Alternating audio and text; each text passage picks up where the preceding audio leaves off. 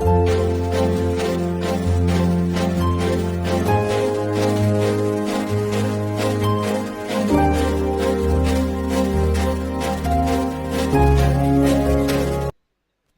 पूज्य आचार्य भगवंत प्रणाम सागर जी महाराज साहब, संघ का समाधान प्रणेता, गुणायतन एवं भावना योग प्रवर्तक मुनि श्री 1008 राम सागर जी महाराज साहब, आपके चरणों में वंदन करता हूँ, अभिनंदन।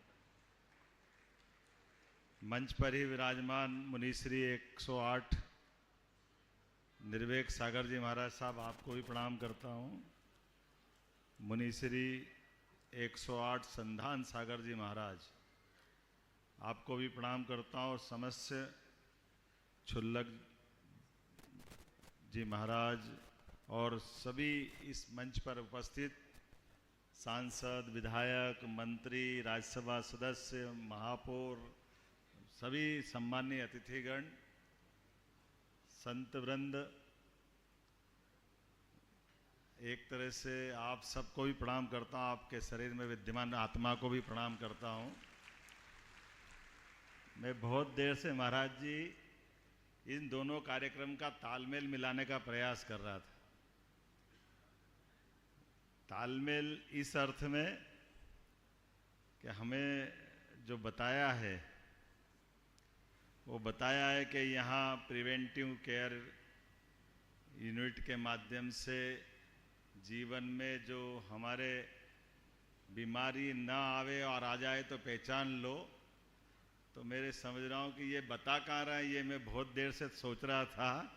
जो जीवन सबके सामने बिना बीमारी का जीने के लिए अपना मार्ग प्रशस्त करते, वहाँ आकर के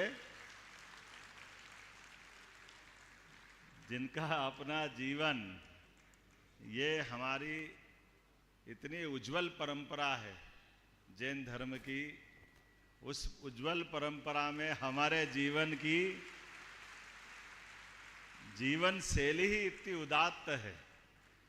कई दुनिया के लोग आए, कई चले जाए, लेकिन इसका रहस्य नहीं समझेंगे कि कोई सारे मौसम में ऐसे कैसे रह सकता है।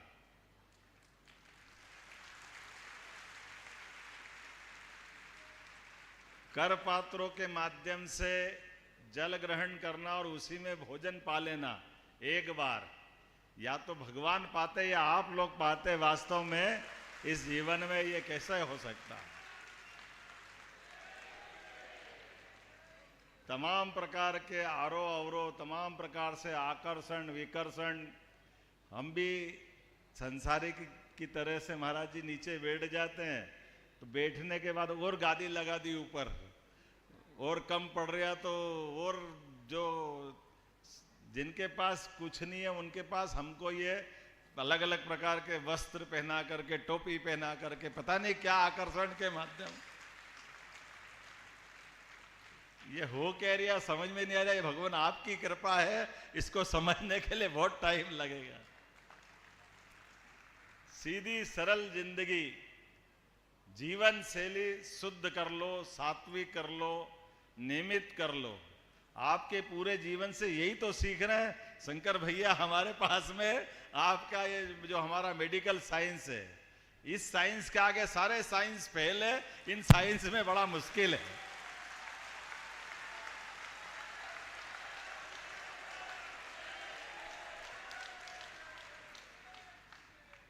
आहार विहार दिनचर्या, और अभी तो मेडिकल साइंस में मना नहीं कर रहा हूं, मैं आपसे सहमत हूं, आपने जांच कराई, समय पे बचाया, बताया, अच्छी बात है। लेकिन थोड़ा सा उसके अंदर जाके झांक के देखेंगे तो ये युवाओं को बीमारी हुई, उनकी किडनी की डर बताया। मैं डर से मतलब आपने संकेत करा है, तो ये क्यों हुआ? ना टाइम पे खाना, ना टाइम पे पीना, ना टाइम पे सोना, सब उल्टा पुल्टा करो। अब किसी के पास भी जाओ तो वो तो खराब बताएगा, उसमें बचाएगा कौन अपने को? इसका कोई सिरपैर है क्या? हमारे पास में परमात्मा की दया से ये अच्छी बात है कि आपने हेल्थ कॉन्शियस, आजकल अंग्रेजी के शब्द से अपनी बात को समझना भी चाहिए। मैं भाषा का सम्मान करता हूँ, लेकिन सच्चे अर्थों में मैडम कोठारी में माफ़ करना, आज के समय में जो आप आदिकाल से बताते आए कि प्राण कितने, तो अभी अपन प्राण की बात अगर करेंगे तो प्राण भी शरीर में 5 है। अब ये 5 प्राण मेडिकल साइंस आज सिद्ध नहीं कर सकता है, वो तो भला वो वेंटिलेटर का अब मालूम पड़ गया है कि ब्रेन गया, हार्ट चल रहा, एक प्राण गया, बाकी बचा है, अभी मिलेगा। ये 5 प्राण मस्तिष्क में है, हृदय में है, पेट में है, नाभि से नीचे वाले 4 प्राण हैं, 5वां प्राण पूरे शरीर में घूमता है। और जिनको 5 प्राण पे अपना नियंत्रण हो गया, वो ब्रह्मरंध्र से अपनी आगे की यात्रा तय करता है। ये सारे तो ज्ञान इधर ही है। हमारे 5 प्राण, 5 उपप्राण, उपप्राण भी है, आंख खुली रह गई, मुंह खुला रह गया, ये इंद्रिय पे कंट्रोल करने की भाव तो बताते हैं। तो प्राण को भी नियंत्रण करने का जो बड़े डॉक्टर हमारे बीच बैठे हैं, यही तो हमको समझाते हैं। किसके पास जाके सीखेंगे? शास्त्रों में पढ़ेंगे, हमको पतंजलि से लेके सारे के सारे शरीर विज्ञान के जानकार लोग बताते हैं। लेकिन मैं आज के इस अवसर पर आपने बहुत उत्तम प्रयास किया है, क्योंकि महाराज की शिक्षा के साथ एक शिक्षा ये भी है कि आपको कितना भी आए लेकिन सामने वालों को अपमानित मरो, उसका सम्मान करो। इसलिए माफी मांगते हुए आपकी बात का भी सम्मान कर रहे हैं। किसी का अपमान नहीं करना, सबका मान सम्मान रखना, सबके साथ सह अस्तित्व की भावना में अपने आप को डुबो लेना। और सह अस्तित्व की भावना से परमात्मा ने कई जन्मों के पुण्य के बाद ये मानव शरीर हमको जो दिया है, इस मानव शरीर के सदुपयोग के लिए सदमार्ग पे चलते हुए हमारे जीवन काल में गृहस्थ आश्रम में महाराज जी जाने अनजाने जो गलती होती रहती, तो देवता तो हमको बचाने नहीं आते, देवता तो एक ही बार आशीर्वाद दे के जन्म दे देते हैं। लेकिन जीते जी आप देवता जो हमको कदम कदम पर हमारा मार्ग प्रशस्त करते हैं, हमको बार बार समझाते सिखाते, हमारे और भाग्य है। आकाशवाणी होती थी, वो आकाशवाणी तो कोई कोई भाग्य से सुनता था, लेकिन आप महाराज जी के माध्यम से शंका समाधान वाणी हो रही है। आपने को लगता है तो सुबह चालू कर लो, अपने मन में उमड़ते घुमड़ते कई प्रश्नों के उत्तर महाराज जी के माध्यम से मिल रहे हैं। ये भी क्रांतिकारी निर्णय है। काल के प्रवाह में हर युग में हर समय ये इस बात की आवश्यकता भी है कि आज के दौर में बदलते समय में जहां आवश्यक है, तो ये एक तरह से मानव समुद्र के बीच में उनकी अपनी समस्याओं के लिए समाधान पहुंचाना भी जरूरी है। और इसीलिए आपने आकाशवाणी के पंचरंगी प्रोग्राम की तरह दोनों कार्यक्रम का समायोजन कर दिया। आज के दृष्टि से आधुनिक साइंस के लिए मेडिकल साइंस की प्रिवेंटिव केयर यूनिट के माध्यम से आपने 50,000 लोगों का एक तरह से उनके अपने जीवन बचाने का काम किया। मैं आपको बधाई भी देता हूं और महाराज जी का आशीर्वाद भी मिला है। हम सब जानते हैं कि भगवान मुस्कुराते क्यों हैं। भगवान मुस्कुराते ऐसे इसीलिए है कि हम कष्ट से घबरा जाते हैं। हमारे हर एक व्यक्ति के मन में ये डर लगा रहता है कि मैं मर नहीं जाऊं। और आप लोग ये जानते हैं कि जो जन्मा वो मरेगा, बचेगा कौन? आज नहीं तो कल जाएगा, जाना ही है। तो आने और जाने के क्रम में हमारे पास एक बार जिसका जन्म हुआ उसका शरीर तो छूटना है, लेकिन जो शरीर को ही सही मान ले तो उससे बड़ा गलती कौन करेगा? शरीर तो आज नहीं तो कल वस्त्र की तरह बदलना। इसलिए हम ये वस्त्र पहनते और आपने ये आकाश वस्त्र धारण किया है, जिसके माध्यम से आप दुनिया को दर्शन दे रहे। मैं आपको प्रणाम करता हूं। मैं परम पूज्य आचार्य विद्यासागर जी महाराज का चित्र का अनावरण करा तो ऐसा लगा मुझे आशीर्वाद मिल गया, मेरा जीवन धन्य हो गया।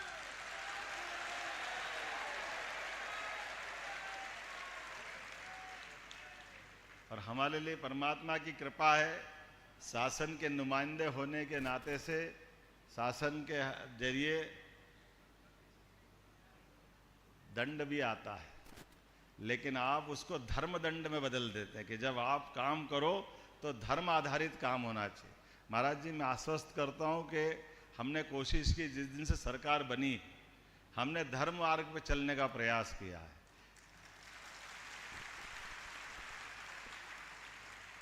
शासन के अपने नियम कानून व्यवस्था और उसके बीच में से मार्ग बनाकर कोशिश कर रहे हैं लगातार। यद्यपि अभी इस व्यवस्थाओं को आप भी जानते हैं कि इसके कष्ट भी बहुत है, लेकिन मन में प्रयास है कुछ तो करें, आगे बढ़े। आपको देख देख के सीखते हैं।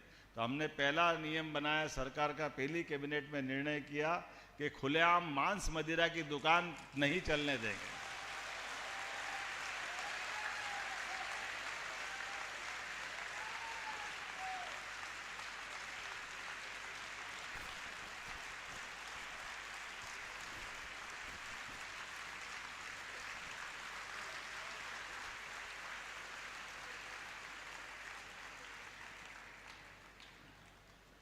गौ माता को बचाने के लिए जगह जगह ये जो पुराने ज़माने में जब ज़्यादा पशु होते थे, गौ माताएँ ज़्यादा होती थी, तो किसी की छूट के शहर में चले जाए तो खिड़क थी, कांजी हाउस थे, उसको दंडित करने के लिए, गाय माता को दंडित नहीं करना, जिसने छोड़ी उसको दंड देने के लिए उस पर टैक्स लगाते थे, शुल्क लगाते थे।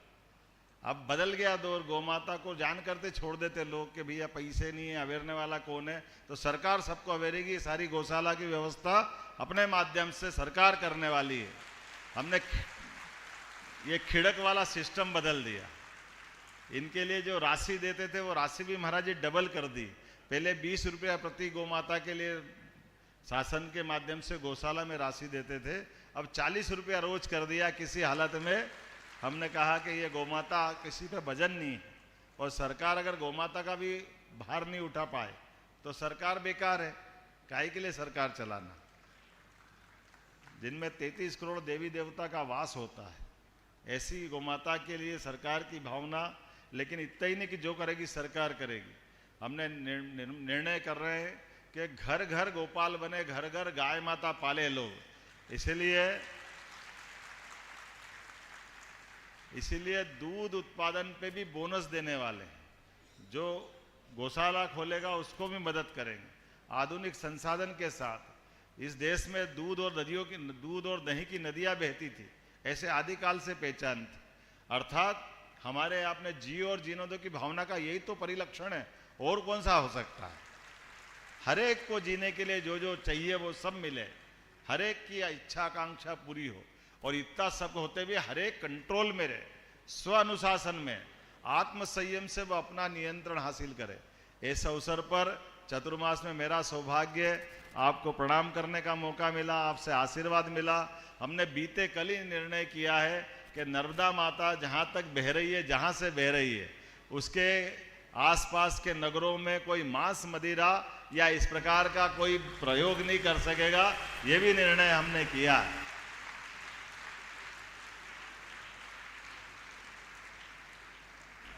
आपने मुझे थोड़ी देर पहले इस बात का आशीर्वाद दिया था, और जब मैंने चित्र का अनावरण किया, मुझे मालूम है कि मैं पहली बार जब महाराज जी से मिला था, आचार्य विद्यासागर जी से, तो मैं नर्मदा जी के किनारे ही मिला था। ऐसा लगा था कि माँ बेटो दोनों से नमस्कार करने का मौका मुझे मिल गया। जीते जी वो ऐसे नर्मदा पुत्र थे, ऐसी उनकी साधना थी। अपना अधिकांश समय वो साधकों की तरह। हमारे लिए सौभाग्य की बात है, माँ नर्मदा हमारे देश के साथ साथ प्रदेश की जीवनदायिनी है, और उनका वो तट, वो उनका अविरल बहता हुआ स्वरूप, और उनकी वो पवित्रता, और वो सारे वन पर्यावरण बाकी व्यवस्था बनी रहे। ये सरकार इसका निर्णय कर रही है कि इस हालत में सरकार किसी भी तरह से कोई समझौता नहीं करेगी, उसका पालन करेगी। ये प्रयास हमने करने का निर्णय किया है। आपका आशीर्वाद मिलेगा, सरकार के माध्यम से इस संकल्प की पूर्ति होगी।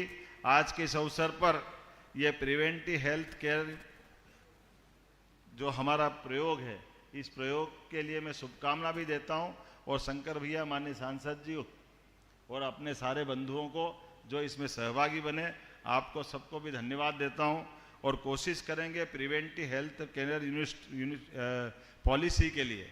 लेकिन उसके पहले मैं नरेंद्र मोदी जी को धन्यवाद देना चाहूँ, जिनने 5 लाख तक की पॉलिसी सबके लिए फ्री कर दी है। कोई भी आयु वर्ग का, किसी जाति समाज का कोई भी व्यक्ति सरकारी हॉस्पिटल के बजाय वो प्राइवेट हॉस्पिटल में जाके इलाज करे, सारा प्रबंधन सरकार करेगी। ये बहुत बड़ा निर्णय है।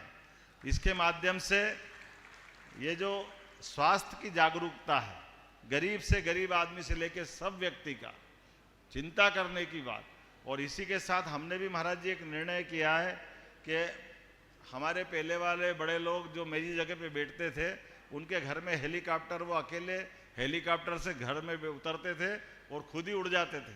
आसपास गरीब कोई परेशान, उसके लिए कोई हेलीकॉप्टर में जगह नहीं थी।